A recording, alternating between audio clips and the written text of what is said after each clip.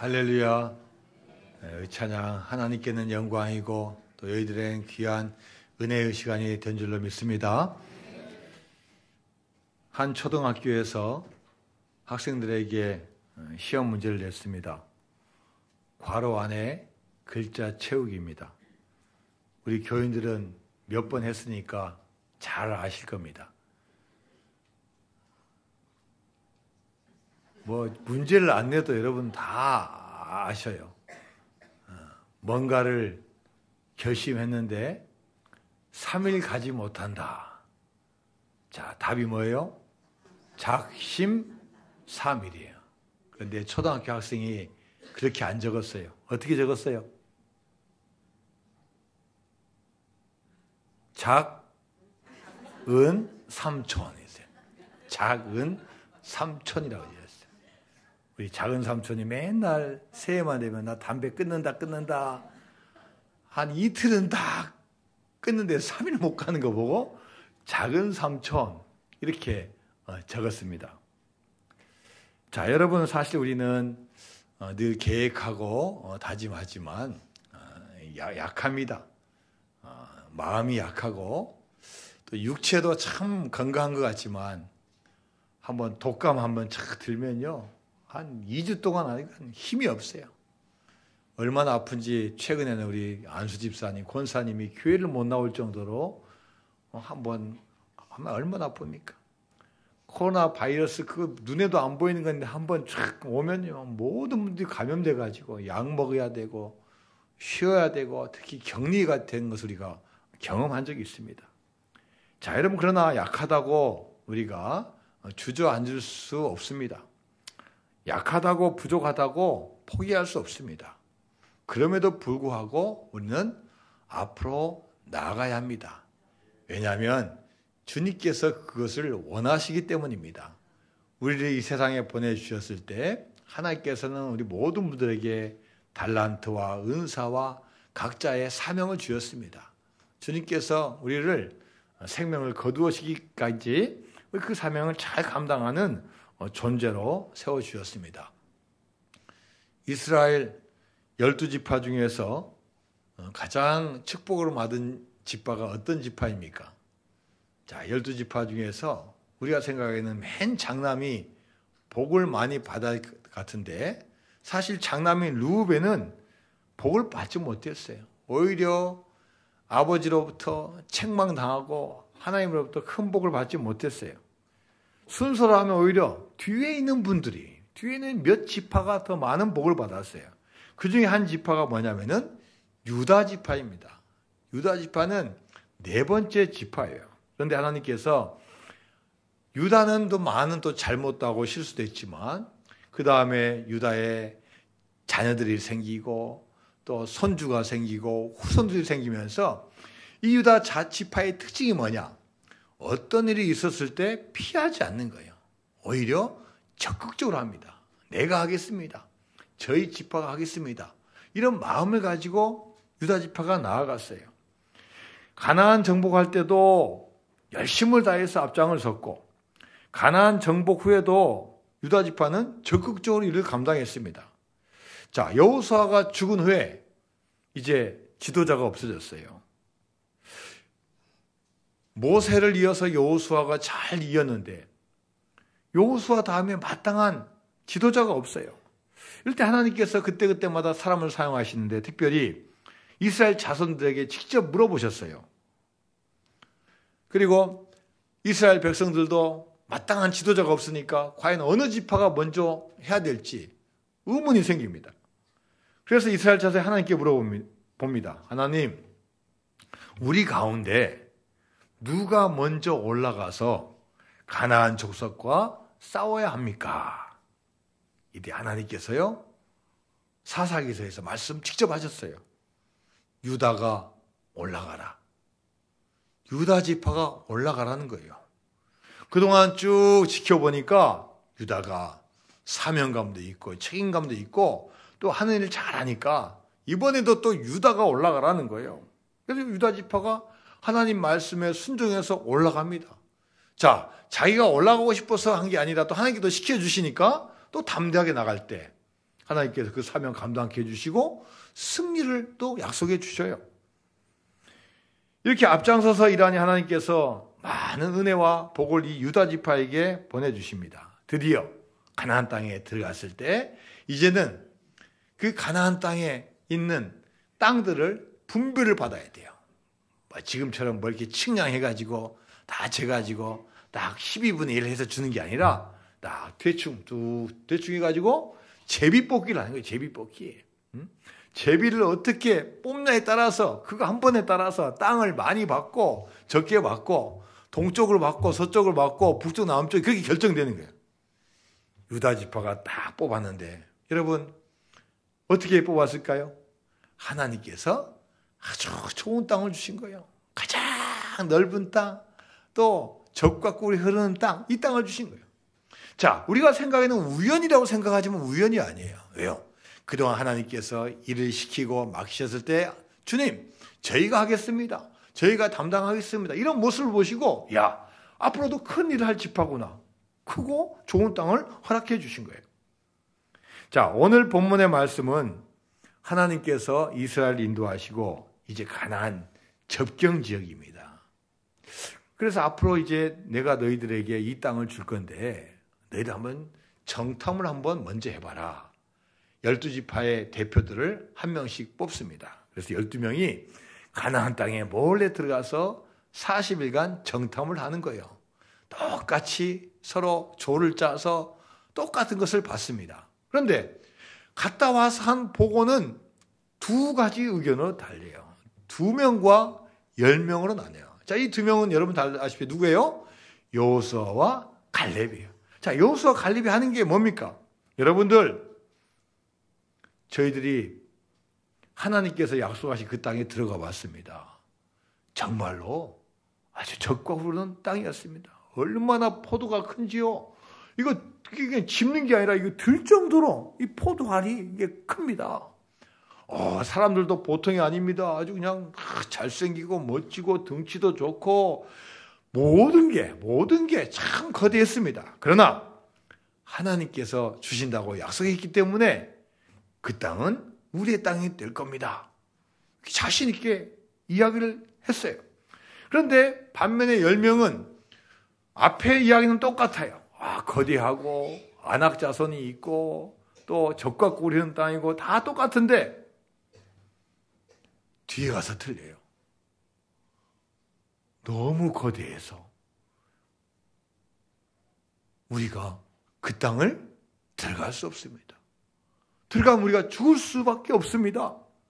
그들에 비하면은 우리는 메뚜기에 불과합니다. 이 말을 들은 이스라엘 백성들 어떤 반응이겠습니까? 2명 대 10명이에요. 2명 대 10명. 여러분 소식도 좋은 소식은요 그냥 듣고 그냥 좋아하다가 그만 끝나지만 여러분 부정적이고 안 좋은 소식은 어떻습니까? 오래 갑니다. 이게 오래 가요.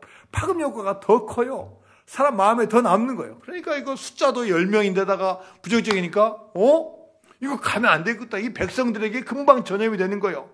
그럼 또 누구한테 이제 화살이 돌아갑니까? 이제 여호수아 아니면 모세한테 이제 가는 거예요. 모세하고 아론에게 그 원망의 대상이 되는 거예요.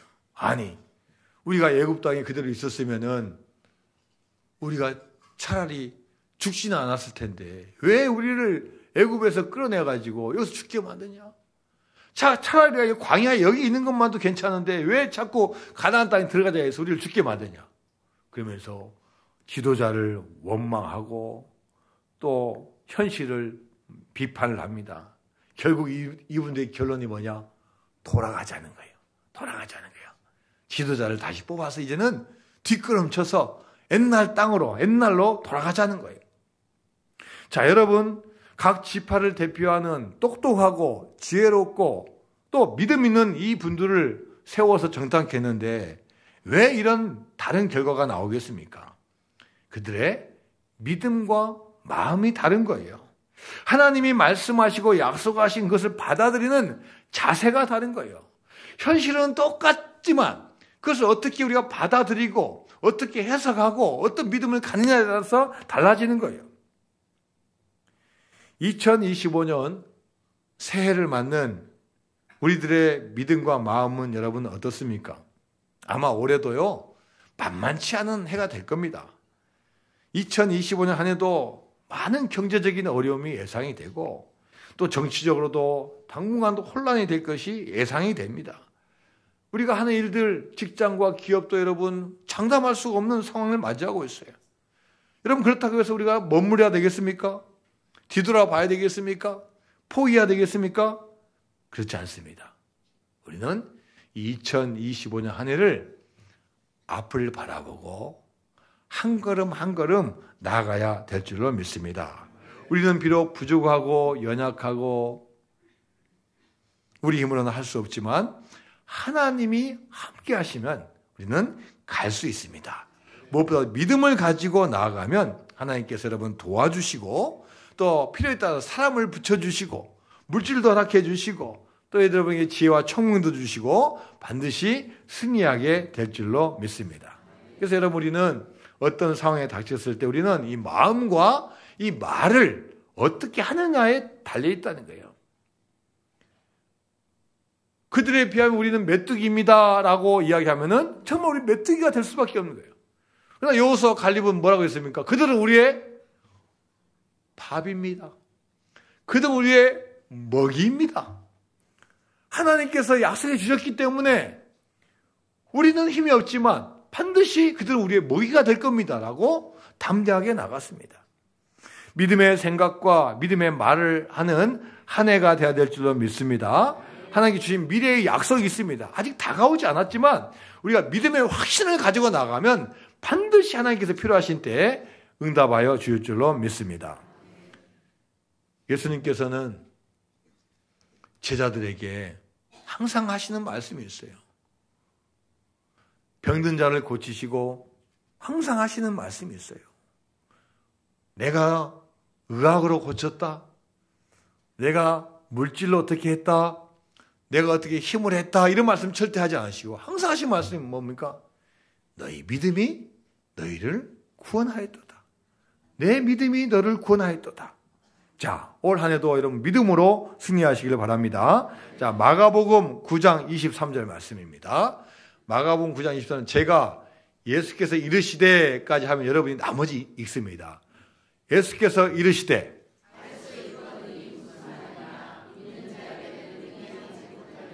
없느니라. 자, 눈 감고 한번 해볼까요? 예수께서 이르시되 할 수 있거든이 무슨 말이냐? 믿는 자에게는 능히 하지 못할 일이 없느니라 하시니. 자, 나는 할 수 없는 것 같지만 주님께서 우리에게 하신 말씀이에요. 할 수 있거든이 무슨 말이냐? 어떤 자에게는요? 믿는 자에게는. 전문가에게는도 아니고 돈 있는 자에게도 아니고 건강한 자에게도 아니고 어떤 자에게요? 믿는 자에게는. 믿는 자에게. 어떤 상황이 오더라도 우리가 믿음을 굳게 믿으면 주님께서 주신다는 거예요. 자, 이 말씀, 이 고백을 사도 바울이 그대로 받아들여요. 부활하신 주님을 담에서 도산에 체험한 이 사도 바울은 주님을 닮아가는 거예요. 주님의 말씀을 그대로 믿는 거예요. 자, 빌립보서 4장 13절 말씀입니다. 시작. 내게 능력 주신 자 안에서 내가 모든 것을 할 수 있느니라. 아까보다 더 짧아요. 다시 한번 시작. 내게 능력 주신 자 안에서 내가 모든 것을 할 수 있느니라. 자, 이제 화면 보지 말고 옆에 분 보고 합니다. 시작. 내게 능력 주신 자 안에서 내가 모든 것을 할 수 있느니라. 할렐루야. 내가 하는 게 아니라 나에게 뭘 주신다고? 나에게 능력 주시는 자 그 안에서 내가 할 수 있다는 거예요. 여러분, 나는 할 수 없고 나는 부족하지만 우리 안에 성령님이 함께 하시기 때문에 성령의 능력으로 반드시 부흥의 역사가 임할 줄로 믿습니다. 남아프리카 공화국에 세계적인 지도자가 있습니다. 만델라입니다. 95세로 얼마 전에 소천하셨습니다. 자, 남아프리카 공화국은 아프리카 나라이지만 한동안 백인들이 그 나라를 통치했습니다. 1962년부터 1990년까지 거의 30년 동안을 소수인 백인이 통치했어요. 그러다 보니까 흑인들이 막 반대도 하고 저항도 하는데 이 백인들이 권력과 무기를 가지고 반대자들을 다 숙청을 시키는 거예요. 잡아 가두고 그다음에 고문하고 죽이고 감옥에 오랫동안 가두는 거예요. 그래서 거기 감옥에 들어간 사람 한 사람들이 누구냐면 바로 이 만델라도 들어갔어요. 만델라가 젊을 때 들어가가지고 무려 27년간을 감옥 생활했어요. 만델라가 뭐 누구 사람을 때린 적도 없고 그냥 뭐 데모 한 번 했는데 그걸 가지고 27년간을 감옥에 그냥 넣은 거예요. 다 망했다. 건강 다 잃어버렸겠지. 인생 끝났다 했는데요. 이 만델라가 어떤 모습으로 나오냐. 표정이요. 아주 좋은 표정으로 나오는 거예요. 그리고 몸도 건강한 거예요. 이분이 교인이에요. 크리스찬이에요. 감리교예요. 감리교 교인이에요. 그래서 이분이 믿음이 있으니까 이 어려움을 어떻게 하냐면 감사로 하는 감사. 숨 쉬는 게 감사하다. 생명이 솟아나는 거 보는 게 감사하다. 운동할 수 있으면 감사하고 밥 먹을 수 있으면 감사하고 또 언젠가 또 내가 나갈 수 있으면 감사하다. 항상 희망과 감사를 하는 거예요. 드디어 이분이 이제 석방이 됐습니다. 그리고 나와서 한 일이 뭐냐? 우리가 생각하기에는 감옥에 27년간 있었으니까 어떤 보상을 받는다거나 미움과 증오, 그래 내가 힘을 모아가지고 너희 백인들 내가 백인들 내가 복수하겠다 이렇게 할 것 같은데 나와가지고 하는 활동이 그게 아니에요. 오히려 화합을 요하는 거야. 우리 흑인들 우리 많이 당했지만 우리가 용서합시다. 우리가 힘을 합쳐서 더 좋은 평화를 이룹시다. 막 이렇게 몇 년 동안 하다 보니까 1993년도에 노벨 평화상을 받았어요. 이 아프리카 막 데모하고 막 폭동 일으키고 싸우고 이것을 점점 적게 하니까 그 공로를 인정받아서 1994년도에 노벨 평화상을 받아요. 그리고 1994년도에 대통령 선거에서 대통령에 당선이 된 거예요. 대통령 재임 기간에 그분이 한 일이 뭐냐? 가장 중요한 게 위원회를 만드는데 위원회 이름이 뭐냐면 진실과 화해위원회예요. 진실은 밝혀야 된다. 우리 흑인들이 당한 거, 죽고 고문당하고 감옥에 있는 거 진실은 밝혀야 된다. 그러나 결론이 보복과 증오가 아니라 뭐 하는 거예요? 화해를 하자. 그래서 진실과 화해위원회예요. 그래서 권력이 있음에도 불구하고 복수하지 않는 거예요. 그 위원회를 통해서 다 조사하는 거예요. 몇 명 죽었고 어떻게 학살당했고 어떻게 감옥에 있고 어떻게 피해를 당했고 다 조사하고 다 검찰이 다 파악하는 거예요. 그러나 이걸 가지고 백인들을 사형에 처한다. 몇십 년 징역이다. 이렇게 하지 않고 서로 회개하고 용서하고 화해하게 만드는 거예요. 대통령이 하니까 국민들도 따라가는 거예요. 흑인들도 막 복수심이 있지만 대통령이 하니까 따라가는 거예요. 결국 많은 백인들이 대부분 처벌을 받는 게 아니라 회개하고 반성하고 용서를 받는 거예요. 그리고 흑인들은 용서해주고 대신에 죽은 자들 행방불명된 사람들 비석도 세워지고 정부에서 최선을 다해서 그들을 위로해주고 격려해주고 보상을 해주는 거예요. 자, 여러분 권력을 잡았을 때 복수와 수많은 증오와 미움이 있을 수 있음에도 불구하고 한 사람도 보복하지 않고 다 포용했습니다. 자, 이분이 27년간 감옥에서 산 다음에 나와서 한 이야기가 있습니다. 같이 한번 읽어볼까요? 시작. 내가 감옥 문을 뒤로하고 자유를 향해 걸어갈 때 내가 가지고 있는 내 안의 모든 억울함과 분노와 미움에서 떠나지 않는다면 난 여전히 감옥에 있게 되는 것을 알았습니다. 자, 현실이나 환경으로 보면요, 당연히 복수를 해야 돼요. 그러나 억울함과 분노의 미움에서 떠날 때 내가 살고 그 나라가 산다는 것을 이 만델라가 안 거예요. 그래서 보복과 미움과 증오를 행하지 아니하고 그 분노의 마음에서 떠나서 일을 행하게 되었습니다. 하나님께서 아브라함을 찾아오셨을 때 한 첫 번째 말씀이 뭡니까? 자, 여러분이 잘 아는 창세기 12장 1절 말씀 한번 같이 볼까요? 시작. 여호와께서 아브라함에게 이르시되 너는 너의 고향과 친척과 아버지의 집을 떠나 내가 내게 보여줄 땅으로 가라. 자, 하나님께서 아브라함에게 첫 번째 말씀이 뭐냐면요, 떠나라는 거예요. 떠나라는 거. 생활 기반입니다. 우리 부모님이 사신 데고 우리 자손, 우리 조상들이 살았던 곳이고 안정적인 곳이에요. 그런데 그곳을 떠나라는 거예요. 여러분, 근데 그 이면에 이유가 있죠. 그 땅은 세상적으로는 좋을지 모르지만 우상 숭배의 땅이에요. 우상의 땅이에요. 자, 여호수아서 24장 2절 3절 말씀 보면은 여호수아가 고백하고 있어요. 시작. 여호수아가 모든 백성에게 이르되 이스라엘 하나님 여호와께서 이같이 말씀하시기를 옛적에 너희 조상들 곧 아브라함의 아버지 나홀의 아버지 데라가 강 저쪽에 거주하여 다른 신들을 섬겼으나 내가 너희의 조상 아브라함을 강 저쪽에서 이끌어내어 가나안 온 땅에 두루 행하게 하고 그의 씨를 번성하게 하려고 그에게 이삭을 주었으며.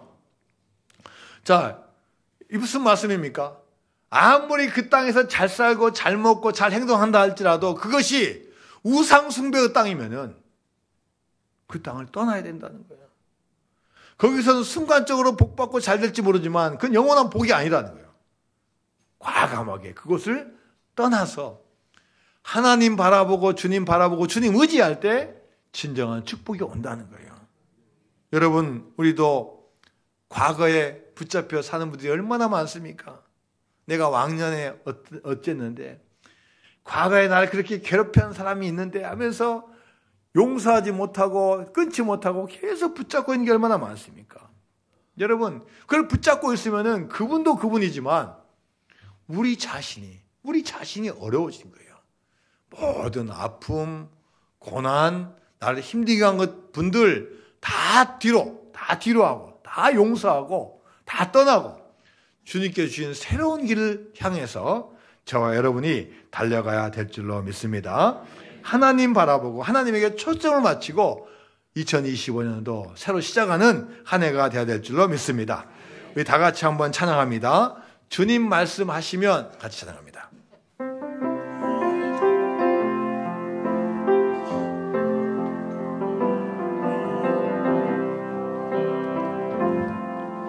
주님 말씀하시면 내가 나가리다.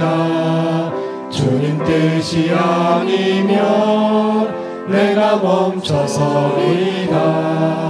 나의 가고 서는 것 주님 뜻에 있으니 오 주님 나를 이끄소서. 주님 말씀하시면 내가 나가리다. 주님 뜻이 아니면 내가 멈춰서리다.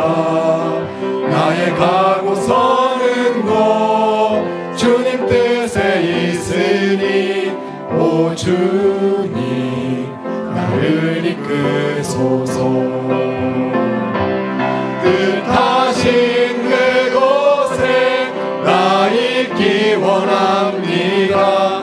이끄시는 대로 순종하며 살리니 연약한 내 영혼 통하여 일하소서.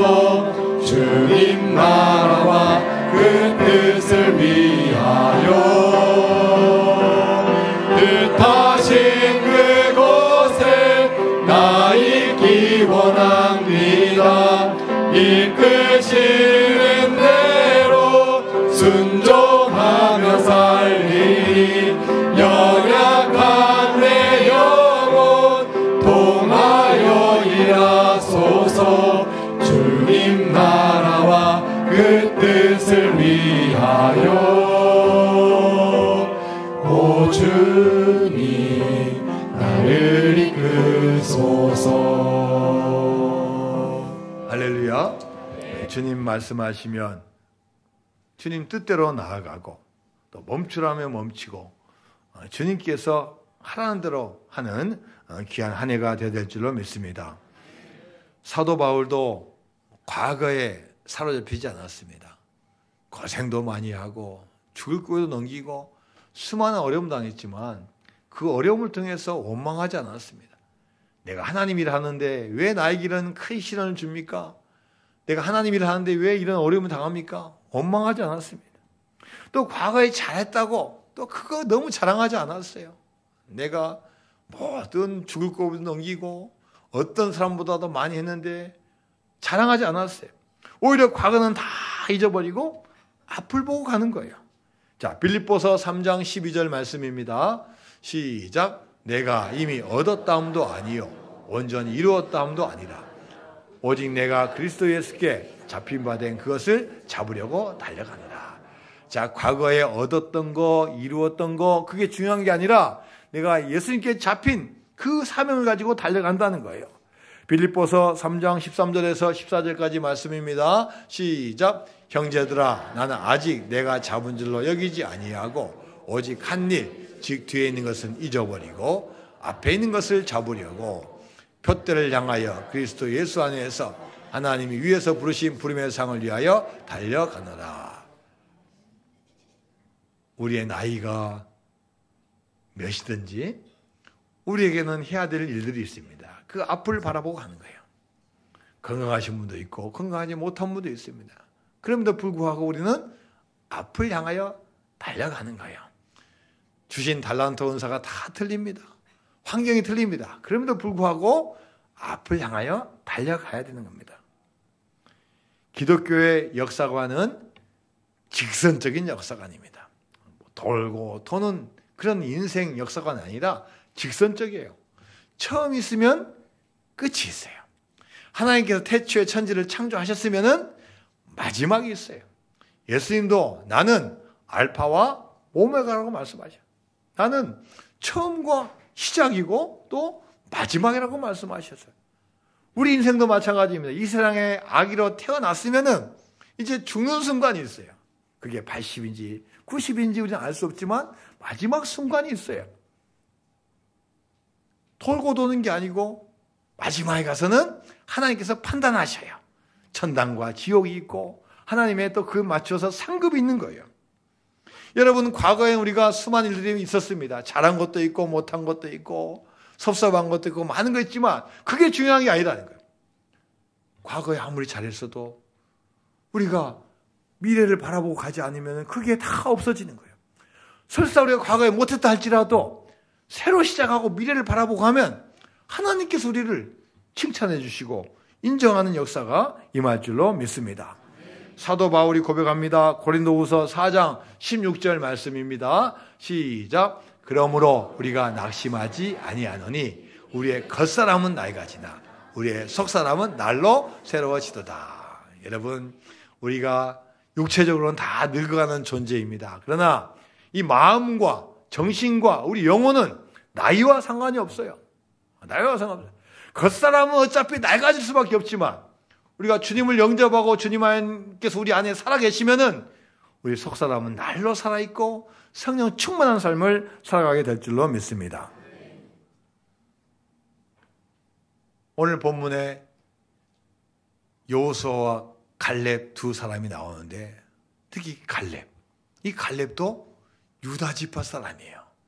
유다 지파 여분네의 아들 갈렙이에요.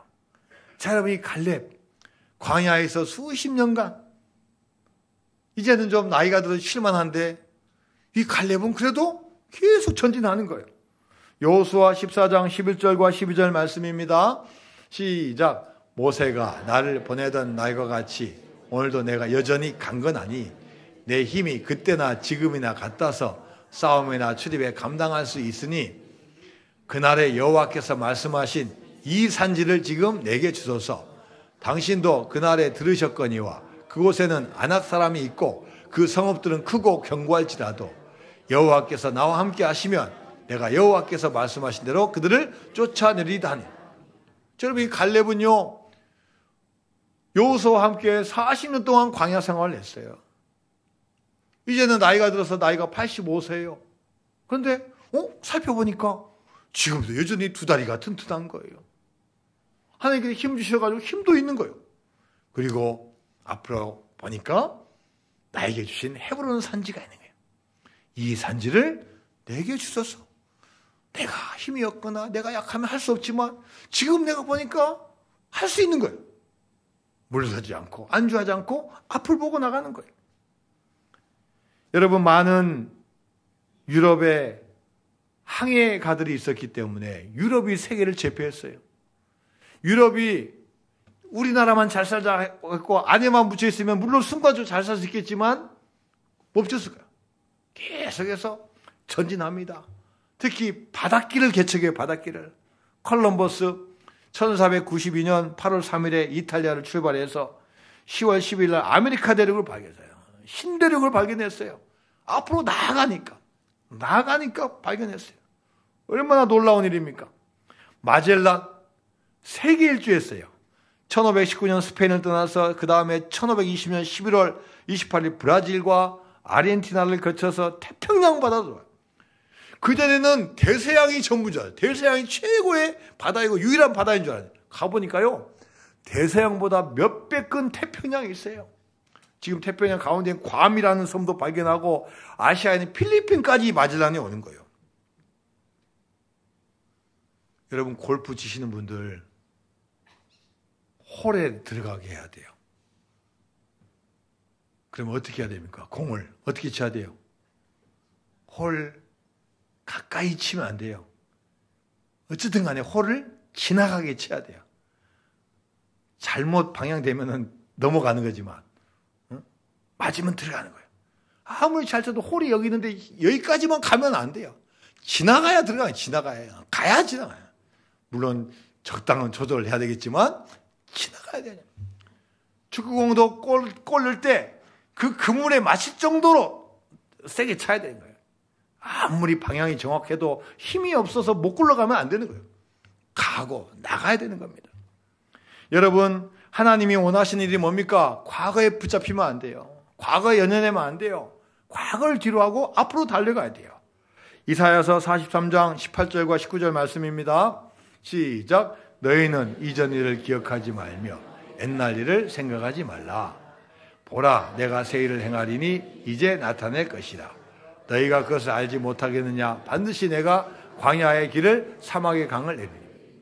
하나님께서는요, 우리와 손잡고 새 일을 행하시려고 해요. 내가 새 일을 행하리니. 야, 내 과거에 붙잡힌 손을 딱 놓고 내 손을 잡으라는 거예요. 내 손을 잡고 나하고 새로운 일을 창조하자는 거예요. 여러분, 자전거 타실 줄 아십니까? 자전거. 보니까 손 들어보라니까 여자분들은 자전거 못 타시면 이렇게 많더라고요. 손 들라고 하지 않겠어요? 네? 어렸을 때 이거 무섭잖아요. 남자애들은 막 그냥 막 물 깨져 타요. 근데 여자분들은 막 치마도 있고 막 무서우니까 안 타다가 못 배우시는 분 많아요. 자전거 여러분 특징이 뭡니까? 세상 말로 뒤로 안 가요. 빠꾸가 없어요. 빠꾸가. 앞으로 가는 거야. 앞으로 가. 설사 뒤로 가려고 페달을 밟아도 페달이 헛돌아요. 힘들어도 앞으로 가. 앞으로 가면은 내가 보고 싶은 거 다 보는 거예요.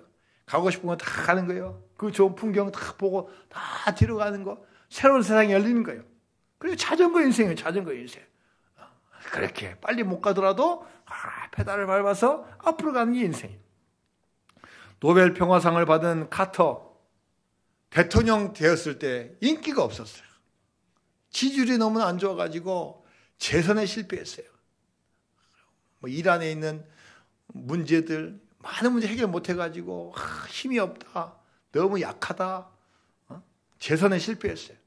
그런데 카터 실망하지 않았어요.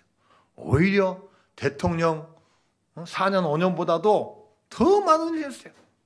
세계 평화를 위해서, 또 어려운 분들을 위해서 헤비테트 운동하고, 또 중동, 북한 수많은 나라 다니면서 화해하는 역할을 했어요.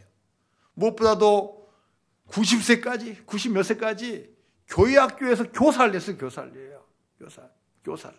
아이들 가르쳐. 아이들은 좀 나이 드신 할아버지니까 싫어할 수도 있지만 사명을 가지고 끝까지 주님의 복음을 가고 앞장서 나가는 거예요. 기독교는 앞으로 나아가는 종교입니다. 기독교는 뒤돌아보지 않고, 물론 뒤에 대해서 많은 우리가 점검돼야 되지만 앞으로 나가는 거예요. 앞으로.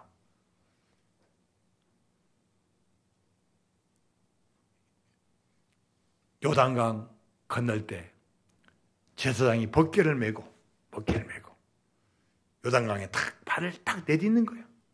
백성들이 그 뒤를 따라서 앞으로 나가는 거예요. 발을 딱 내딛고 발목에 딱 물이 차고 잠기는 그 약간 위험이 있을 때 하나님께서 요단강 물을 탁 마르게 하신 거예요. 탁 마르게 하셔서 마른 땅을 지나게 하신 거예요. 발을 내딛을 때 역사가 일어납니다. 개인도, 교회도, 대한민국도 하나님의 약속, 하나님의 말씀 의지해서 앞으로 나아가서 하나님의 약속을 이루고 복받는 아름다운 한 해가 되기를 주님의 이름으로 축원드립니다.